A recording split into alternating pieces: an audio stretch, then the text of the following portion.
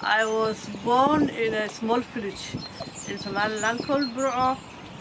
My family were most of them actually men.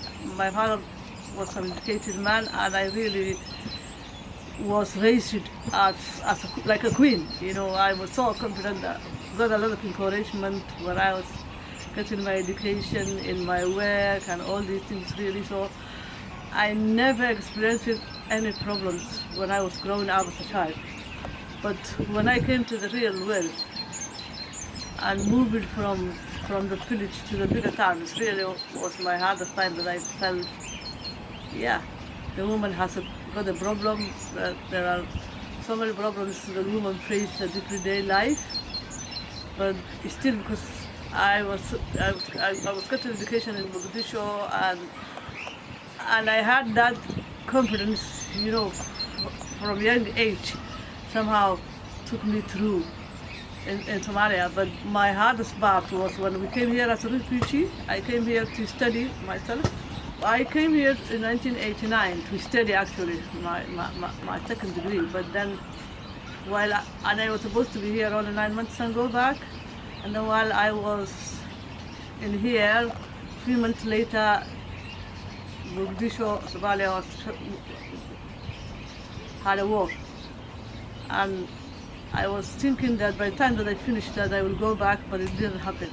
And I waited until 1990 when my visa, the student's visa ran out, and I was forced that I and Somalia was literally at war then with each other.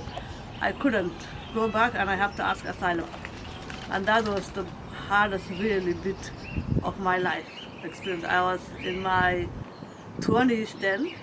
For the first time that I was ever away from my immediate family, and I never even thought in my entire life or my family that I could end up in the UK or in Europe at all. Never even thought about it. And I actually felt that I would never see my family again. And by the time that I was well married, got my own documentation and started working, then that is when the problem started. As a Muslim woman, black, refugee, was very limited English, really. The other barrier was that. It was really the hardest part of my life. You know, my professional background, I used to work, before I came here, I was working with Oxfam UK as a woman development officer in basically in the rural areas as well, which I was comfortable. So when I got my permission to stay in the country, I actually then seek jobs with the international organizations and the United Nations, and I got UNHCR Geneva job as a consultant for women and children, refugee women and children in Djibouti.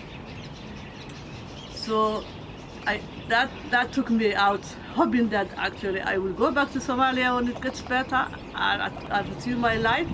It never went. I went to Yemen for a short period and to also assess with the refugees.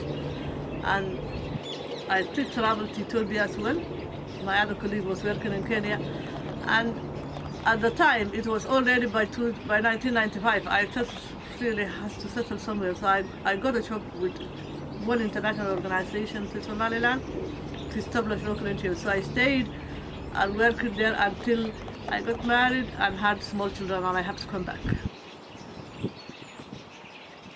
That's when then I came back here in Brent again with two small children, 1.5 and 3.5 years old.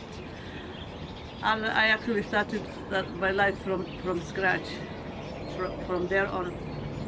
But luckily the school I took the children had 40% of the school children were Somali, but most of the moms in that school were not speaking English really, could not speak English, and they were struggling today life. So that's when we initiated SAAFI, because simply the woman, the first thing in the morning when they drop the children, and when they are picking up the children, they always look for me and another lady who speaks English, at least so that you can read a letter from the council about the housing, about the education, translating the school and the Somalis.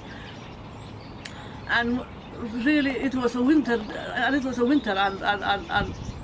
the teachers and the head teachers actually noticing that we are coming early and then and also leaving late in the morning. I mean, they couldn't know what we are doing, gathering this woman, and then they didn't know who we are and what we are doing. So when I explained actually that it's translation and interpreting, and so they offer us really a small room.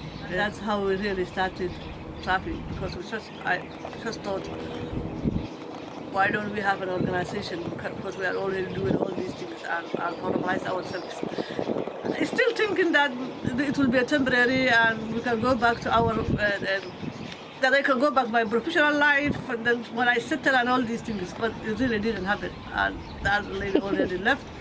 And when because I was the only one who was familiar with voluntary sector organizations, I just thought, instead of looking for other job, why don't we just stick to SAAFI, formalize it? Yeah, SAAFI, the one organization that actually I'm the founder. The whole reason that we put it together from day one was to help moms and their children for better integration, to help them really understand the system, this country, and then help the children. Mainly we were thinking education and then the house and all these things. But as soon as we really went into it, a lot of things, a lot of changes took place in the country. The austerity started in 2014, forcing a lot of women who never ever went to school or seek for work to look for it. So you have to upskill them, teach them how to do the CV. They are not digitally even. We are moving to a digital age this time. At the time as well, it was they start that everything has to be online, and they can't even read or write their name. How can they do it? So it's really always helping women. We're always helping women at various levels, not only for employment, but also mental health and domestic abuse, always updating them what's happening around them. Because implementation is not only Somali community now that we help, but it's really all the communities that English is not their language, which is a barrier to us. Just before the pandemic, we had a large number of Nepalese community, and our English is were that. Now we have got a large number of Syrian refugees and all these things. Women, actually, so women definitely is why we are here to help. Yeah, to help them actually not to go through what we went through when we just came to the country.